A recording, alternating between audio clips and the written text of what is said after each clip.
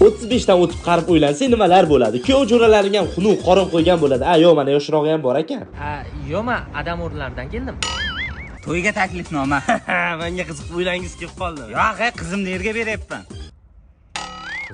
Qaynotang ham jabigan emas. Endi kuyov qizimni aytishi bo'yicha uyga kechga o'tgan ekansiz.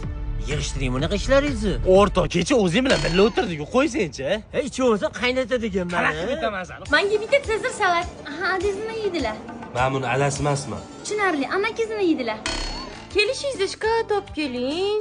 Xotin, shikoyat olib keldim senga. Kiloling? Kiloli arzon tushadi. Dunyo qarashinglar, didinglar yer bilan osmon bo'lib yotibdi.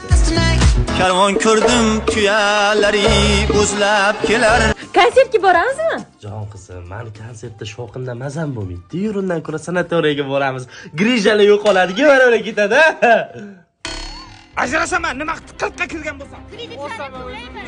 5-sinf bo'ldi. Qachon buni sunnat to'y qilamiz? Va urma o'zi.